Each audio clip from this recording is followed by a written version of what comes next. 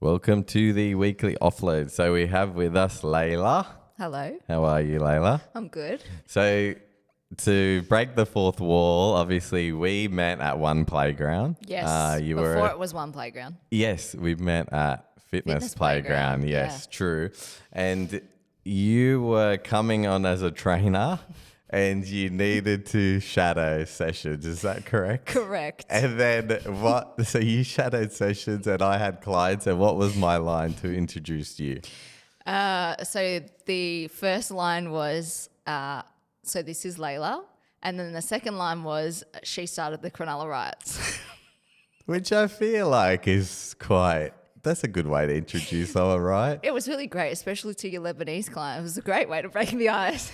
Just look, he didn't know what to do. He's like, is this Maddie being Maddie or is this serious? This is real. Yeah. But yeah, so you started at, so that was your was that your first job as a trainer as well? Yeah, that was my first job. So for everyone, Layla is you do online coaching now and in person. So I as just well. moved to online. Oh, now you're literally fully as online. of like last week. Oh, It's very wow. fresh. So yeah, I'm just online now. Oh, wow. Awesome. So, Yeah. well, this is a good thing. You'll be doing more and more podcasts because that's all online trainers end up I doing. hope so.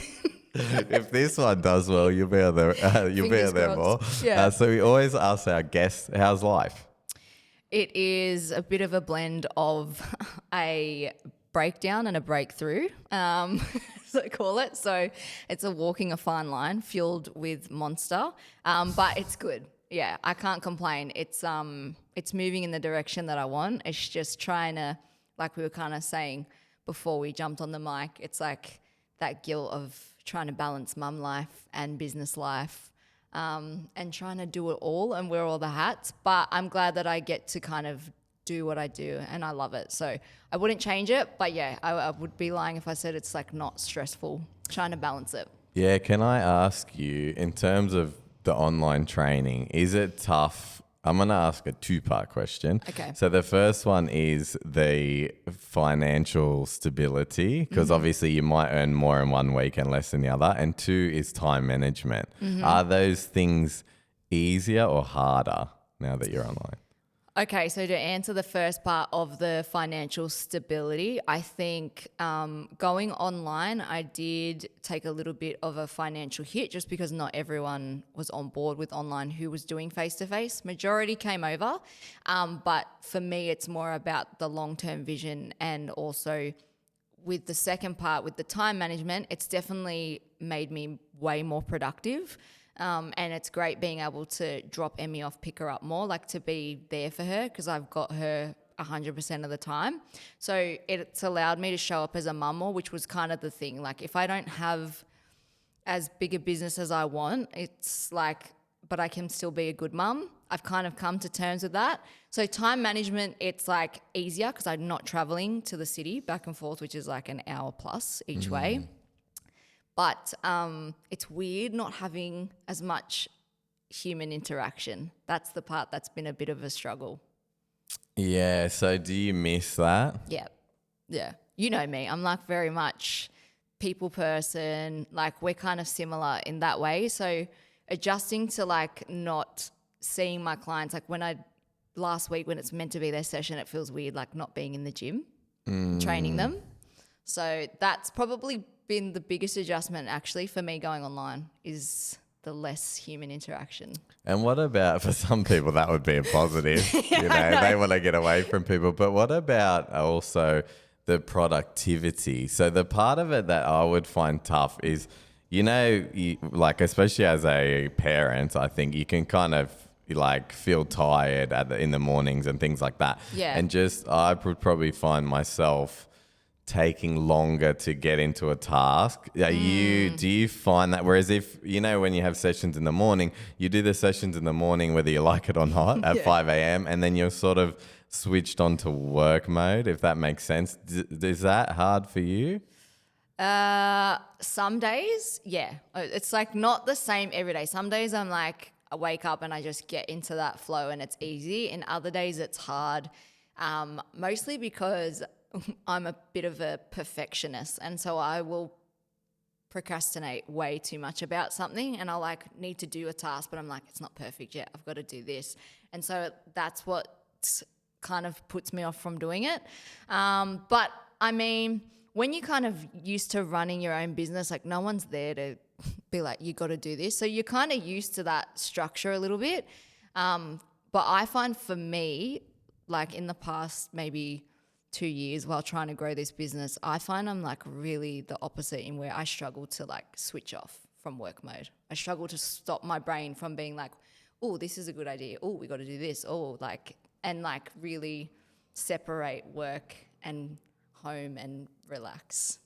So you might be, for example, it's hard to with our phones now, but for example, would you be sort of thinking about your next, say, social media post or, that's... And just like, I'll like, you know, I get a message from a client and I'll respond at like 9:30 at night, or it's 10 o'clock and I'll be doing like check-ins or running through like, my Instagram post for the day. So it's just like, and then I'm like, okay, Layla, you need to just... Can I swear on this podcast? Yeah, you can. Okay. I'm like, you need to just switch the fuck off and go to sleep and like relax, or go and like spend time with your daughter, or just like breathe. Yeah. So that's my goal for this year, is to work on that. Yeah, I can understand what you're saying. It's funny. Shout out to my clients, but they don't know about that life of me messaging at 9:30. If they message me at 9:30, I'm dead to the world.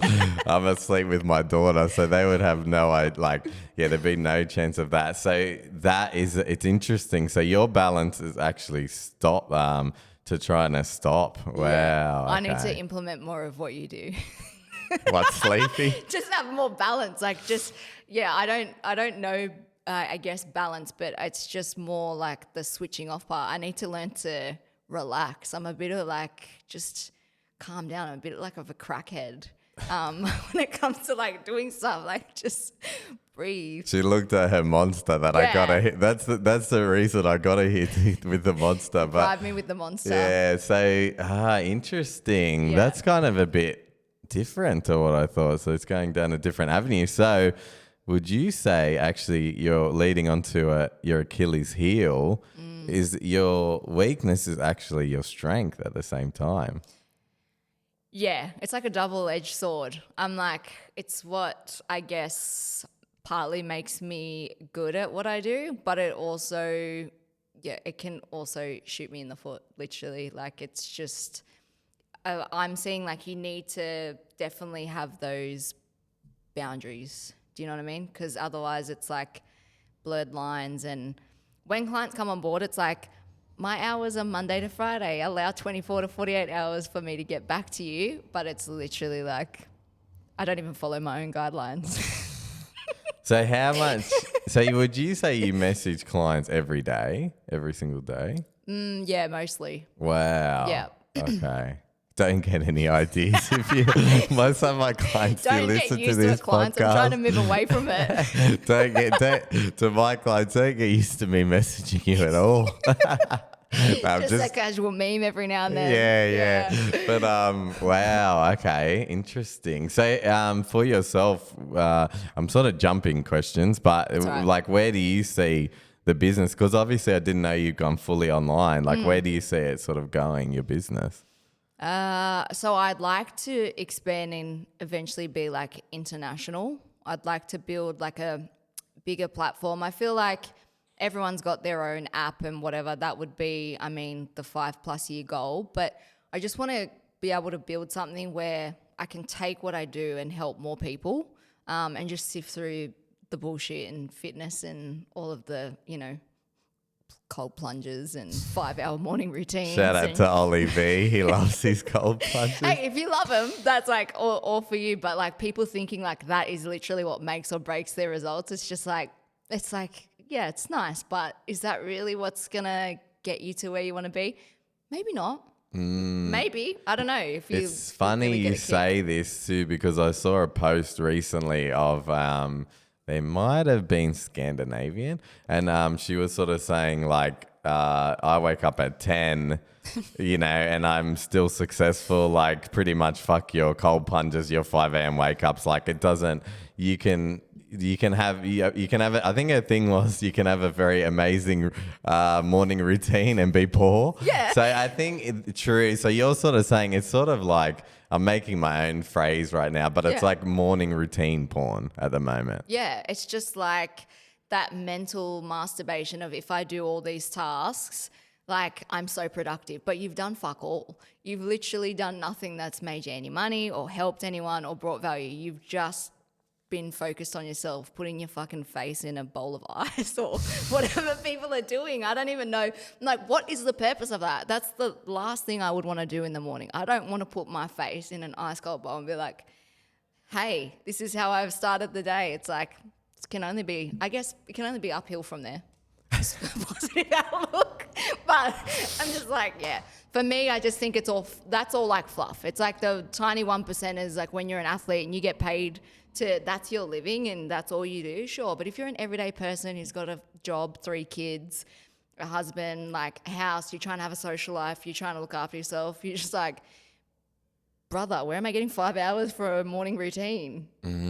Fair point, actually. Yeah. So do you, it's going to contradict everything, but do you have a morning routine or what do you do? Not really. Not really. It's mostly like my routine is get up, shower, get ready for the day, crack open a Monster, and then it's get Emmy ready for school and then drop her off and then I just get straight into work. But that's the routine. There's no like special, I don't journal, it's just I get to it. I just do what I have to do and then I get into work as soon as I can. Yeah, interesting. Because have you seen those, maybe I can use this as a social media post, but have you seen those podcasts where it's like a guy, it'll be like 2 guys and one's like a jacked, looks like an army type guy.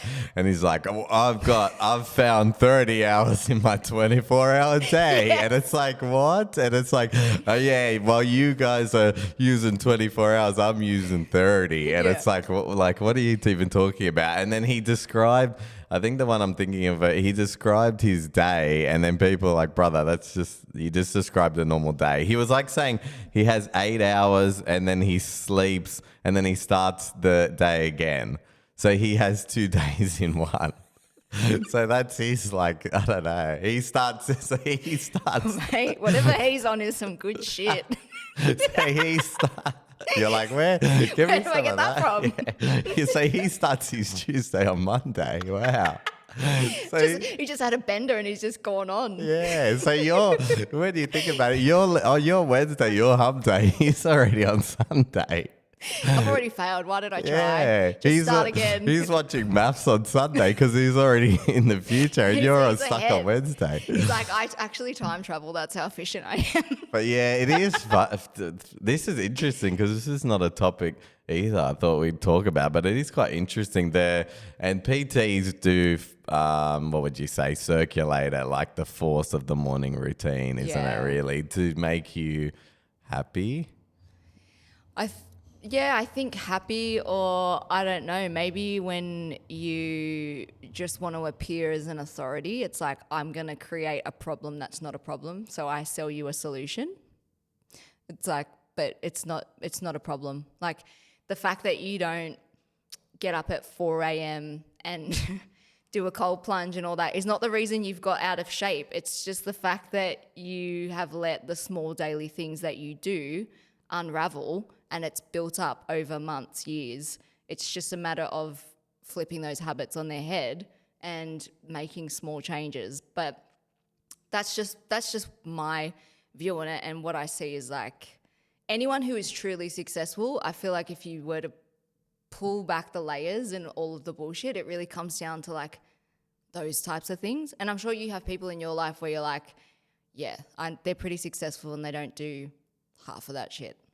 Well, I'm just actually the person, because we're at one playground filming and the person I'm thinking of is Justin. Yeah. The owner, like I could see him being on his laptop till 1 a.m., but maybe the next day he doesn't wake up at 4 to cold plunge or like he's too busy for those sort of things. So interesting what you're saying. And I think like it's also sort of goes down the social media route of, like you said, making a problem that doesn't exist. Because we were speaking about the older generation before this podcast, not in a complimentary way, but let's compliment them in a way that their lives are very simple. Yeah. So like going to work, they would not think like, 4 a.m., like I'll hit my alarm and I'll do a cold plunge. Like they would just go to work, pick up the kids, and then eat dinner, and they'll be happy. Like most of them, with what we spoke about before the podcast. In small moments. Yeah. But it's interesting.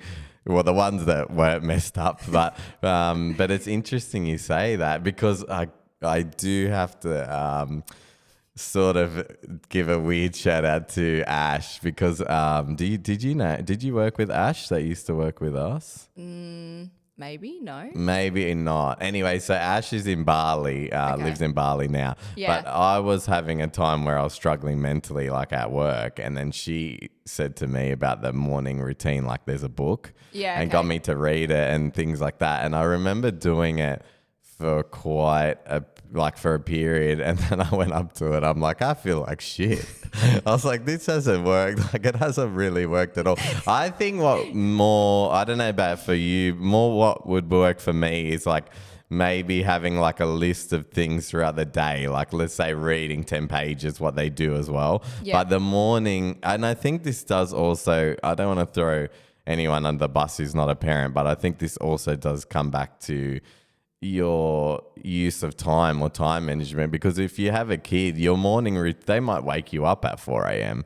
and you're already with them, so you can't exactly say like, if your partner's asleep, you can't exactly say like, you just go do your own thing and I'm gonna do the morning plunge and do a run around Centennial Park, and then I'll come back and then see you. Mess with my routine. They're just like they're literally the boss. Like, you're at the mercy of your kids' hands, particularly the younger they are. Like, you just kind of like, that's the beautiful thing about parenting, is it teaches you a lot more to let go and go with the flow in certain aspects. I'm still trying to balance that in other areas of my life, but I feel like, as I'm sure like with your little one, like there's probably things that you do so different now. Like what actually ended up making you feel better? Because the morning routine was like shit. Was it just time, and then you just kind of slowly got out of it when you were having that hard like mental state, or do you remember? I'm trying to think exactly of what did. I think it was like doing a few like things throughout the day, but not exactly. Maybe also letting go of a bit of guilt on myself, because we spoke about before the podcast also, like I find with the parenting, it's not the little things of like what people said, like you're going to have to change nappies, you're going to have to do this, you're going to have to do that, like sleepless nights. I find that kind of easier. It's the psychological pressure you put on yourself, I think, of the guilt of being a parent that I wasn't aware of, or maybe that's not spoken about much, I feel like. And not, I'm not trying to, I definitely know that women have had a harder history than men throughout the world. So I'm not trying to say that, but I gotta say, in terms of like a dad, I said this to Polly, like imagine if I message a group saying, is there any dads that want to come for a walk with me? Do you know what I mean? Like on a group, it would be like, what? Yeah. Like, that's so weird. Like, and talk about footy. Like, do you want to come for a walk? Like with me and Eva. It's just so when I was minding her 3 days a week, I was essentially more like the working part time, I guess you could call it, and then minding her. And I did find as a dad there wasn't as much like support in that area, but. As I said, to preface, I'm not saying that men have it nearly as hard as women. I understand that, but it's just one of those things that I think is still maybe not even in that sense. Like, I would agree. And even like a lady in my, I won't say her name or anything, but I don't know if she listens to the weekly offload, but she lives in my flat. Like once she saw me with Eva, and she goes like, "Oh, why are you not at work?" Like that. Like not, oh, that's nice, you have your daughter or whatever. Yeah. So things like that I found tough. But I want to go back to you because you're our guest. Like, you've done amazingly well, like with your daughter. Thank you. To raise her, I don't know how you've done it because I also say to Polly, like, we've got two of us, like four hands, I should say. Am I good at Was I good at Quick math? maths. Yeah. Was I good at PTs, we're not good at maths. No, but yeah, like you've done so well. So tell us also about, this is one of the reasons why I wanted to have you on, because I know your journey, even through weight loss, has been quite interesting, because I saw your social media post where you had like all the different phases. So Yeah. tell us about that. I know it's a long story, but I'll try and be succinct because I can yap. But yeah, I had Emmy, and then being 20 and a mum, everyone said it was going to be hard. And I accepted that, but I just didn't realize how hard. And so I am pretty stubborn, and I didn't want to like say, oh, I'm struggling, this is hard. So I kind of just like stuffed it down and did Literally. that old generation did. Yeah. And yeah, literally and figuratively, like emotionally was doing that, and then also shoving KFC my gob. So it was pretty impressive. I managed to put on 35 kilos in 3 months. So I actually was back to pre-baby weight after I had my daughter. And then, yeah, I put it all on in 3 months from just eating my feelings and doing nothing. And then it wasn't until maybe she was 6 months old. I don't know what it was. I just walked past the mirror, and it's like I had been in a coma and I was just like not paying attention. And then I looked and I was like, I don't even recognize that person. Like, who am I?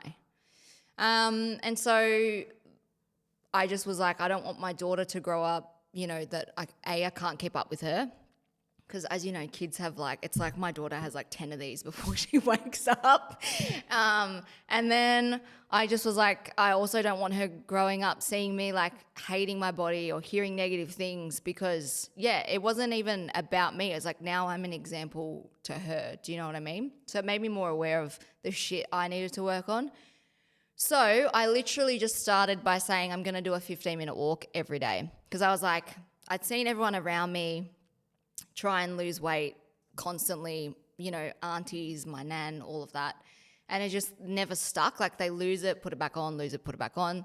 So it's like, I don't want to do that. So I'm going to focus on like habits. And I was kind of getting into like self-development at that time and starting to read about psychology and stuff. So I was like, okay, 15-minute walk every day. Once I nailed that, it was like, okay, instead of a large Big Mac meal with a Coke, it's going to be a small Big Mac meal with a Diet Coke.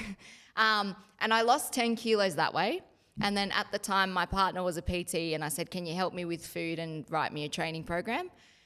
And so that's what I did. And then I lost the other 25 kilos. I think it took me like 11 months in total.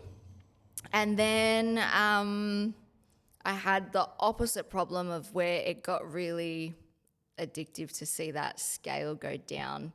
And so I got in like a very negative loop of trying to continue to lose weight, do more. And yeah, developed a bit of an eating disorder. Yeah, for a little bit there. So how, with your, obviously, because I'm not expert on that topic, but I've seen friends struggle with it. Actually, male and female friends struggle with it. Yeah. So what is it? Is it the control? Like, what is it about it? Is it the control, or you don't have to answer anything, but is it the control, or is it the fact of people saying you look good, like, or a mixture of both? What do you think it is? I think it's a mixture of both. I should probably also preface, like, when I was 10, I was diagnosed with OCD. So I have a tendency of like getting very obsessive, which makes a lot of sense, but like in hindsight, but I didn't really kind of know that at the time. Like I didn't think to connect the two. But I think also, like I said, my partner at the time was a PT, and like, would come home and be like, oh, my client did this and they've lost this much weight. But not once did they ever say, wow, like you did such a good job, you look great. So I think I was kind of chasing validation, and I was waiting for the wow, like look at what you've done, and never came. And so I just then was stuck in that loop. And also, yeah, it was the control of like tracking every little thing. But also, I didn't have good education around tracking. And so, like, I just thought I'm going to have to eat like this for the rest of my life. Otherwise, I'm going to go back to being 90 kilo Layla, and I don't want that. And it's like funny, I remember watching on A Current Affair, they did a thing on people with like anorexia and eating disorders, and they're like, I look in the mirror and I think I'm fat, and I'm like, the fuck, how do you look, you're like skin and bones, how do you look in the mirror and think I'm fat? But when I was like at my leanest, I would look in the mirror, but I would see like 90 kilo me. It's so trippy to explain, but I was like, I get it now. I was like, ate my words. So yeah, it was very interesting, but I kind of just saw like this is not good. And I just took some time away from tracking and just like moved away from all of that stuff. And it probably took like a good over a year to like not have a fucked up mindset around food and training. But yeah, I think it's a bit of both. Like you're seeking validation, but it's also like that's what you do. You like, I can control this. Not to lighten the mood, but you're probably the only person to get anything out of A Current Affair, the first of all. But secondly, like I think it's scary. I watched a documentary with Louis Theroux. It's quite old. Yeah. Have you seen that, the one? I haven't, but his stuff's good. Yeah, I love Louis Theroux. Obviously, got introduced when I lived in England by my partner, but he's like spoke to a lot of girls in and out of institutions and things like that. And obviously it's scary having a daughter too, because it's obviously a disease you can't see for one. And then also there was a father on that documentary. I'll try to find it and post it in there, maybe the summary of the episode, but there's a father that sort of he doesn't know what to do, because it'd be hard, because he's like, if I'm completely truthful with her, that upsets her, but then if I sugarcoat things, like, is that helping her? Either way, so you're kind of like, I think for a family member it would be quite scary. So leading into that, like, did your family recognize any signs? No. I'm pretty good at hiding things and acting like I've got everything together. So no one knew, not even like my partner at the time. Like, it's just something I kept to myself, but then I just worked on myself. And yeah, I'm thankful that I was able to kind of, I don't even know what sparked it, but I think I was following some good people and they touched on like what eating disorders look like, and I was recognizing like, oh, this doesn't seem right. And I was able to pull myself out, because yeah, it's like, how do you support someone through that? It's that rock and a hard place of like, if I'm so honest, I can break them. But if I'm like sugarcoating it, it's not helping them either. And it's just like, you don't know what to do or what to say. And I think as a parent, as you would know, like when you can't help your kids, that's like such a shit feeling, because you just want to give your kids the world and like not have them feel anything bad ever. But yeah. Because it's funny, I won't mention her name, but one of my ex-partners, she was told actually by a doctor that she had tendencies for it, but in her mind, it's kind of one of those things that is like a positive and a negative. Like, you know that obviously it's good that females want to be strong and train and things like that, but because of social media, with the way that the like bodies are on there, it can also be a negative, because in her mind she was like, oh, but everyone tracks. But everyone, do you know what I mean? So he said that. He said, I'm just telling you, I think you do have some tendencies. Or possibly could have been a female that told her that, but she was sort of fighting against it. And then I know she had problems like later on and things when she wasn't with me, but in her mind it's like, oh, I'm just training like 6 days and tracking, like that's normal for girls now, which is good, is a positive, but just whether you take that too far, because on social media obviously you see yeah, the way that girls look on there could be a bit tough. So was that a little bit a part of your thinking too, because you're training? Yeah, and I think when you are like, I was looking at then at that point becoming like a PT. So you like feel the pressure to look a certain way if you're going to step into a role. But yeah, social media, God bless my soul, I was so naive. I thought everyone was natty and no one had BBLs or took any enhancement drugs. So I was like looking at these people thinking like, oh my God, like probably what the everyday person does, and thinking, wow, like they look amazing. It's like, I need to try harder, do more, eat less, like to get that. But then you start realizing, oh, that person takes Anavar, and that person also like some of the like people you look up to, you then end up like meeting or knowing, and you realize like they have the most fucked up relationship with food, and that like it's not how it looks. And I think we kind of get that, but also we forget it at the same time with social media. Like, you know, even just lighting, angles, like, you know, you're not going to look like that when you're just sitting having a yarn with someone. Do you know what I mean? It's like, but we expect that we look like that every single hour of every single day. And it's just, yeah, sets a little bit of unrealistic expectations. I feel like even for males now is a lot more pressure to look a certain way, or do you know what I mean? There's videos I've seen where fitness accounts will share like someone shared, I've been training for 8 years, and it's some guy. He's like, he's jacked to a decent degree, like not absolutely peeled, shredded, and they're like, oh, I'd want a refund if I'd been training for that long and look like that. And it's like, bro, what expectations do you have of like what it takes? Hence I laugh when like women say, I don't want to get bulky, because I used to be that. I was like, I don't want to get bulky, I just want to tone. But like when you realize it's actually really hard to get bulky, like even if you ask any dude, like how easy was it for you to like put on muscles? Like not easy. I'm still trying. But it's a fair. I've actually said this to female clients, like when they've said, "Oh, I don't want to. Like, I'll do weight training. Like, maybe it's. I must say, since I've started as a PT, like it's changed so much. Yeah. I hardly hear it as much now. But God, when I first started, that was like every female client. And then I remember, them saying, "Oh, I don't want to train like too much because I don't want to get too big." And I'm like, I've been trying for years. Like, what are you talking about? It's a lot. It's a lot harder than you think. But I do think if we've talked about, I guess, the negative, but the positive is most of my female clients do come to me now and say, I want to get strong. Yeah. Rather than even weight loss. Yeah. I haven't actually, maybe that's what I attract, but I haven't had weight loss from a female client for a while. It's usually they're saying, I want to get stronger, which is good, because getting strong obviously is just the numbers, not the numbers on the scale, but the number, you know, getting stronger is better for everyone. Everyone should want to get stronger.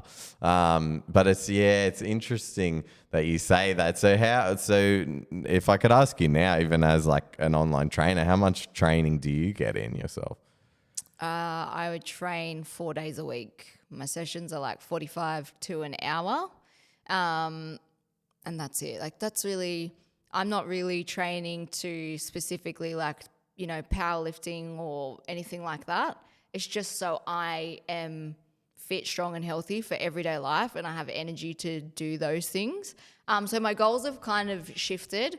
But speaking of getting strong, I think that was also a real positive thing in my journey of when I came across like powerlifting training. And it was now about, okay, what numbers can I lift? How like much space can I take up? Rather than how small can I be? And like seeing the number on the scale go down, it's like, no, I want to see my lifts go up. So I need to like eat. I need to eat properly if I'm going to lift heavy. And so powerlifting was good in that sense, where it took me away from like seeing exercise as a way to like punish myself and burn calories, and like, oh, okay, fuck, it's pretty amazing like what my body can do. I never thought I'd be squatting 60, 80, 100 kilos. Like that's pretty fucking cool. Like it's badass. It feels badass. So it is nice that a lot of times like females are wanting to get strong, and not skinny. And they like, a lot more females are like, yeah, okay, cool. Like I'm happy to eat at maintenance and like work towards these goals. And it is a massive shift. Even from when I first started like 7 years ago, it's like very different like landscape for fitness, which is good. And it is the positives. We don't want to just bash. Bash everyone. Yeah, we're pretty much having everyone. Let's give it to them some more. This is what the people want on the weekly upload. Tear 'em down.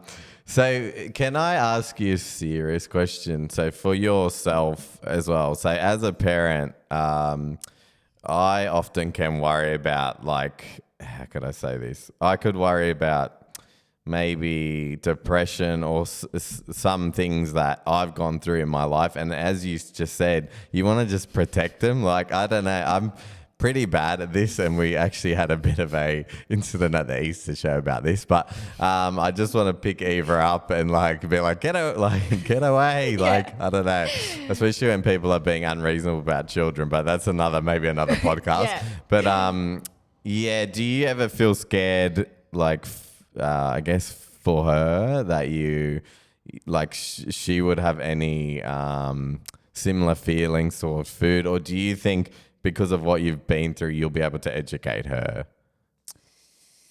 I think it's both. Like, I think you're always going to be scared. I think it's like a normal instinctual reaction if you're not like a psychopath and you actually care about your child, to be like, I don't want them to experience anything bad. I think for me now, it's like, I don't want her to experience anything unnecessarily bad. Like if she didn't have to go through it, like why would you? Do you know what I mean? But I think because of what I have been through, and I've always just treated Emmy as if like she's just another human. Like I think a lot of times people they don't give kids enough credit, and they think they're dumber, or they don't really just relate as if it's just another person to person.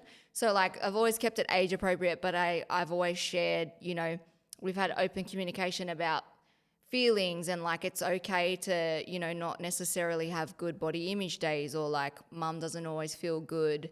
And I think that's important. I think people try and shelter their kids from seeing them struggle, but if they don't see you struggle and how you overcome it, how are they going to learn to do it? So I've just always tried to lead by example, because growing up my dad would always say, do as I say, not as I do.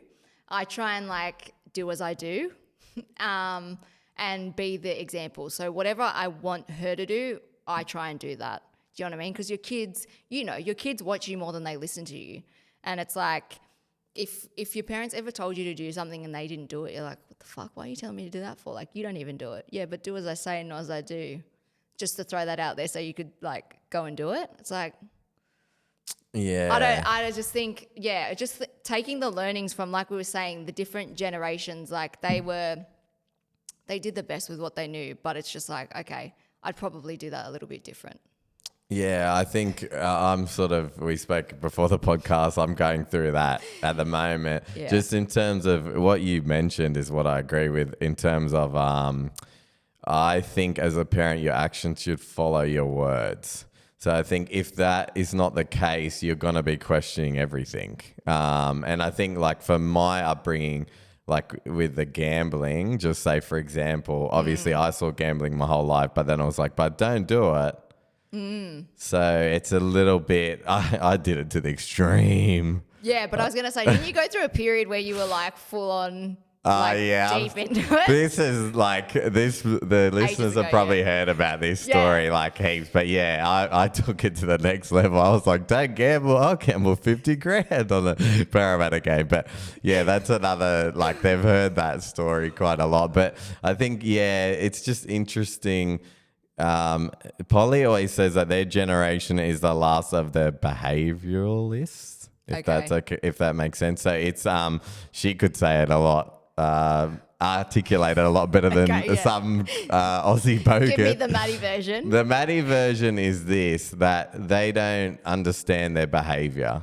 Okay, yeah. So they will just let's say they got something from their parents in terms of Let's use an example of making your kid eat dinner every night. Okay, yeah. So you know that old school thing was like always eat your dinner, and I always speak about this with a lot of our friends from work. I find this quite interesting. So I was never told to stay there and eat my dinner. Right. Okay. But I pick at everything. Okay. Like with food, I do finish my meals now because I started training. But when I started training, I would just leave like a quarter of the meal, like it's normal. Whereas my other friend, or Adam, who I grew up with, he said it's like embedded in his mind. Like he must eat whatever is on his plate. So if that means it's like 5 stories high, which we went to a buffet and that did happen, he would Actually. he would just he would eat it.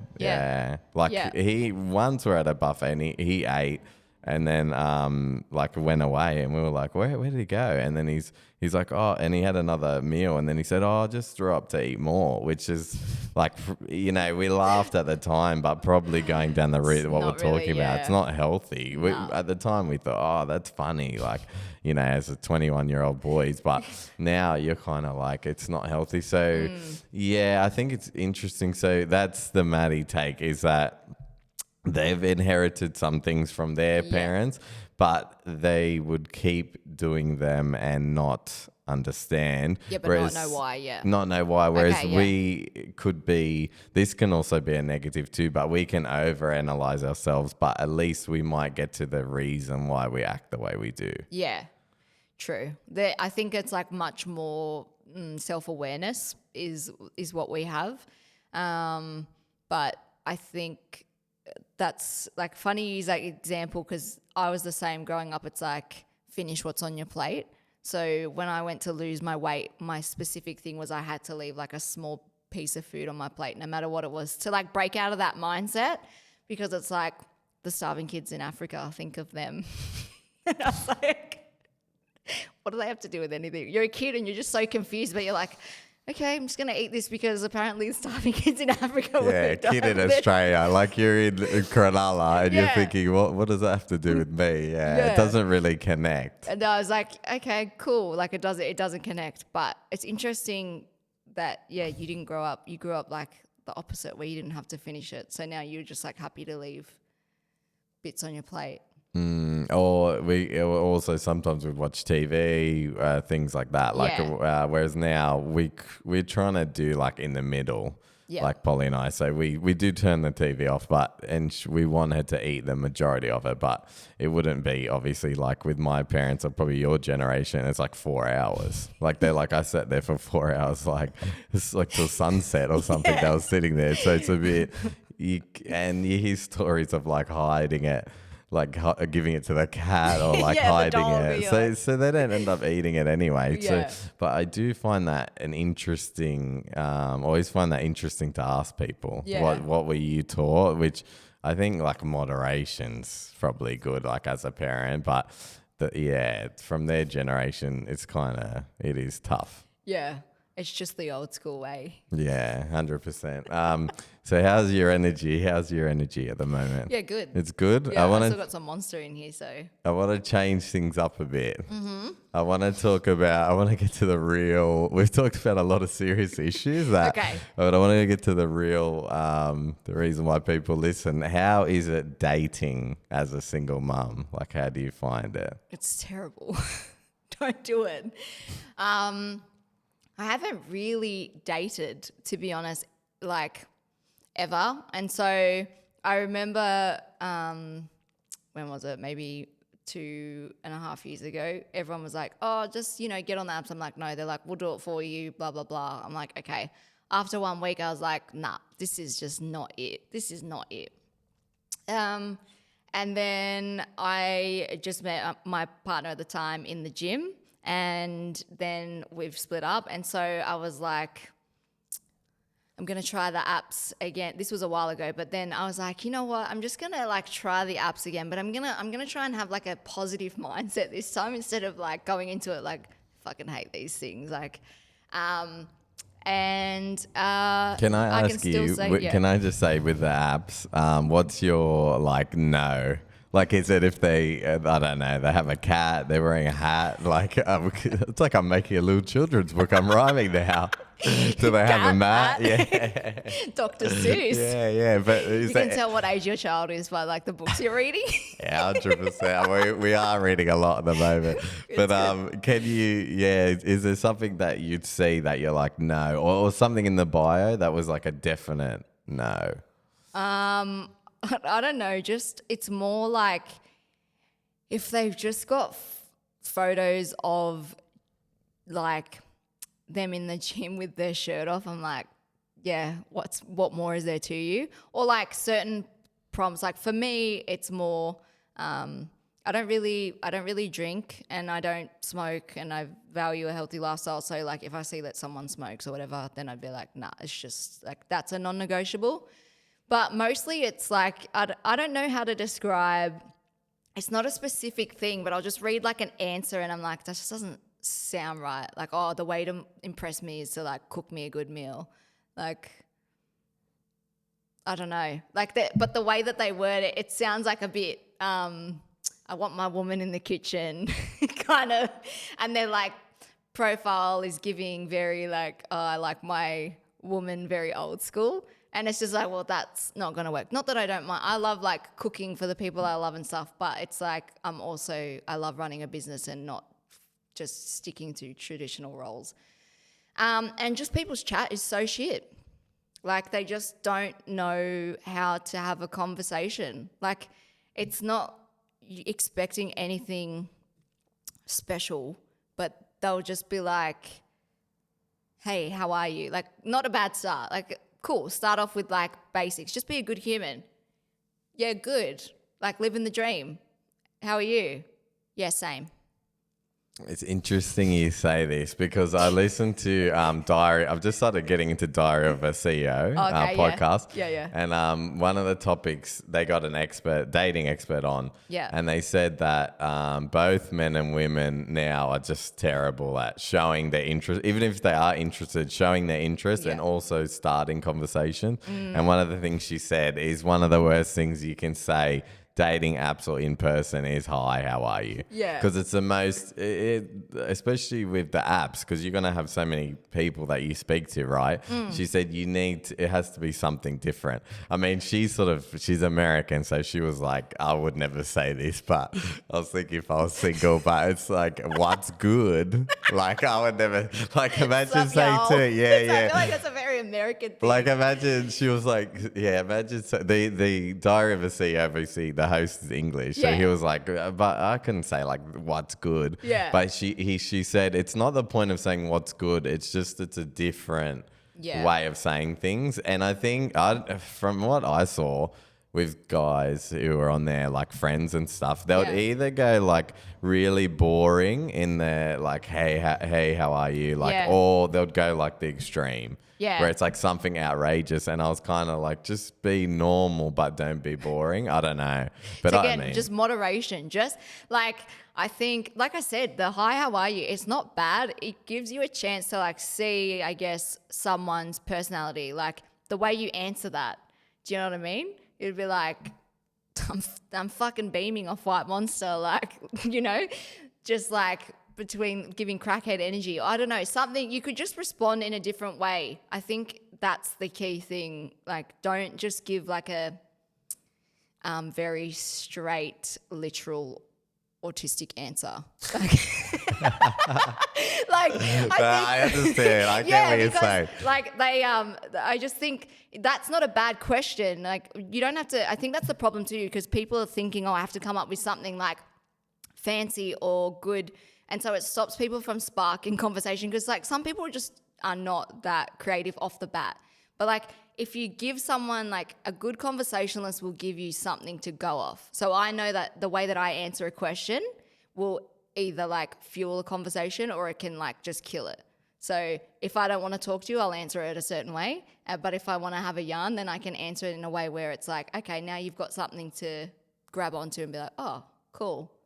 Do you like that? Or do you like this? Or like, what's your favorite cuisine? Or I don't know, just some shit. Just like, it's not hard, I don't feel like. But also I think, do you ever think like I don't know what they do for work, but do you ever think because of our job, how we have to like relate to people and build rapport quickly, we're pretty good at that?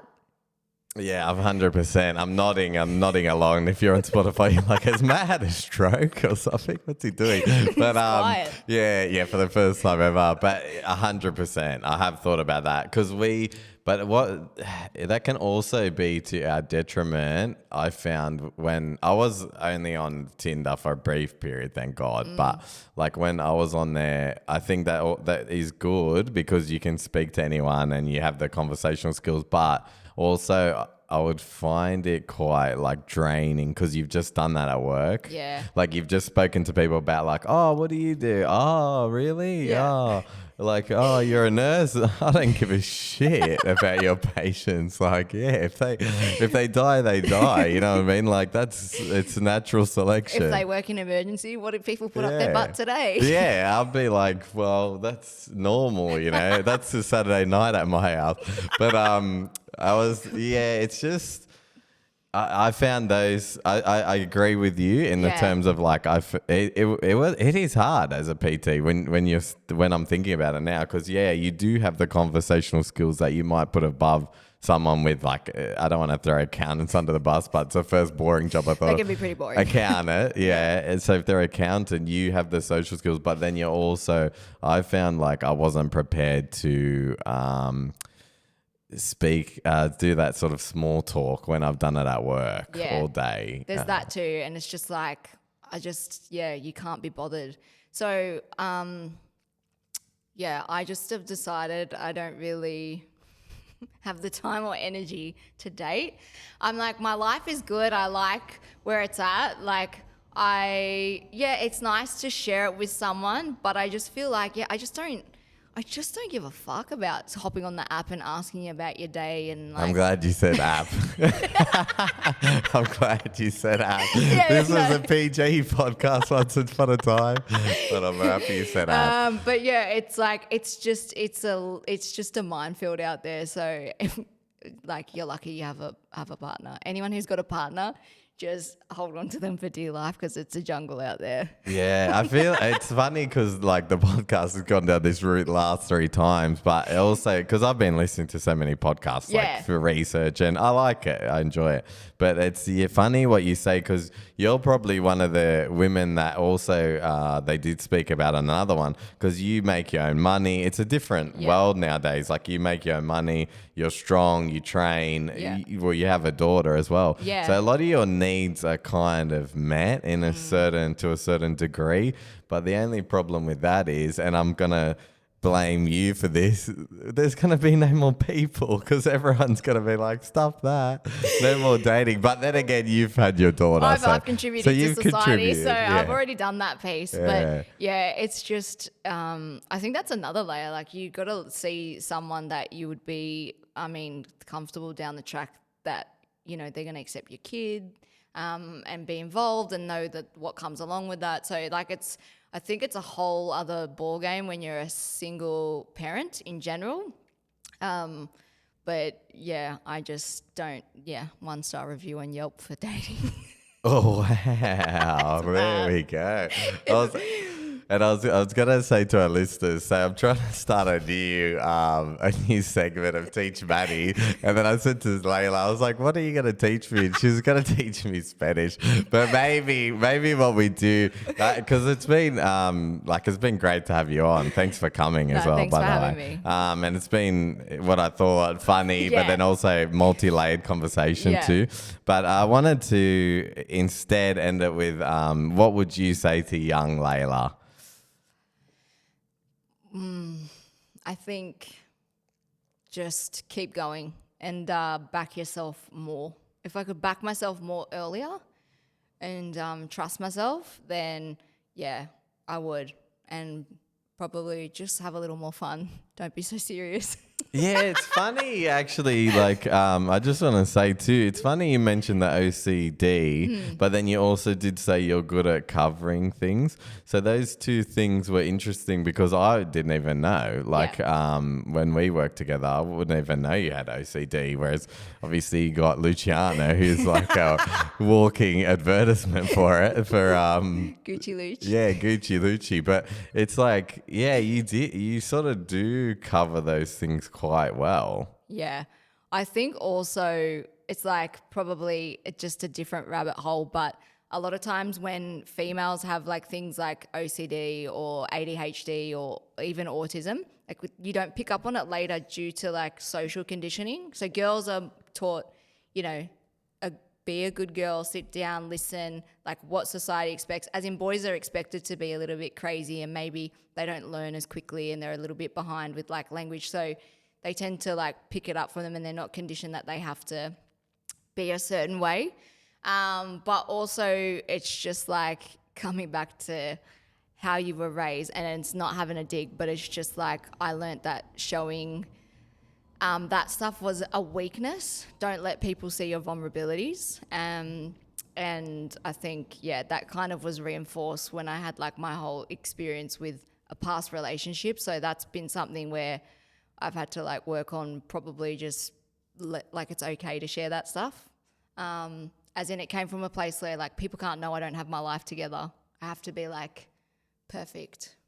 Yeah, so it's a double-edged sword. I was just sorry. I am obviously we are friends, so I am thinking like poor Layla, but then I'm like, that sounds like a second episode. Part That two. sounds like a part B right there. Part two. But interesting you say that. I mean, I think a lot of families have that. Yeah. Like portray the perfect family, and then sort of when you get like underneath or the nitty gritty, you realize, if you have close friends that sort of open up to you, like, wow, I didn't know anything was like that. So I think that's probably we've sort of hammered the older generation, so we might as well finish off with that. But Finish it. it's all the boomers. Bloody hell! And what about the houses, bro? Come on. Here we go, showing our age. Yeah, like $1 million house in Parramatta now. What's happening? Even in Mount Druitt, you get $1 million house. Is it actually? Yeah. Oh my god. It's stepping up. Watch out. Wow. Because I was thinking of moving there. No, but wow, $1 million in Mount Druitt. That's actually throwing me for a loop. Yeah. That's crazy. You have to look. I have to find it, but I remember like seeing that, and I was like, and they're stepping up in the world. Okay. I've got mine because me and you can talk a lot, but I've now got my last question. Okay. With what you said about backing yourself, is that why it took you so long to get into online training? Yeah. Yep. I was just very on the fence, and it's like, I think, as you know, like when you kind of are your own business or like a PT and it's up to you, you kind of always question things. Or I don't know, maybe that's a thing where I'm like, oh, everyone questions themselves. Maybe they don't. But I think you're always questioning, like, you know, do I have what it takes to make this work? Also the financial stability side, like, is it going to cover the cost of living for, you know, me and my daughter? Since like, I'm like sole provider. So it comes down to like, there's a lot of pressure to deliver financially. As you said, like those psychological stresses, it's not even like necessarily the online coaching or the business itself. It's like the back end stuff that could be affected by that. So also I love face-to-face, like, you know, just like we're the kind of people where that's like how we build rapport. We see someone, we read their body language, like we crack a few jokes about starting Cronulla Riots, and then it breaks the ice. Like, because when you have someone that comes in, people you forget as a trainer, they're scared. Like people are scared. Yeah. They're scared to be in there. So if you do throw, maybe that's was an inappropriate one, but if you do throw some appropriate ones in there, I think it does loosen them up. And then they're more prone to listen, I think, to the cues and things like that on machines, for example, because they're loose. But if you're thinking, oh, how am I looking? Like Ollie always does the 18-year-old when he's got like the kettlebell and he's sort of, I can't do it for Spotify, but he's sort of squatting down like going, like, and then you think, bro, let's just do some bicep curls and talk because it's teaching you to squat right now would probably be more beneficial for you in like a month. Yeah. You know what I mean? Because that's not what you came in for kind of thing. So it does open them up. Yeah, I think so. I think that was the biggest takeaway, and maybe, I don't know, I don't think I've ever really said it, but that was like the thing I was most grateful for my time at Fitness Playground, was actually shadowing your sessions, because you taught me a lot that I took into my face-to-face PT, like about relating to people, and like I saw how your clients would be able to like share their day, and you could be like friends and crack jokes, and you know, if they weren't really feeling it, you'd kind of modify and do something, and they really like looked up to you and appreciated you for that.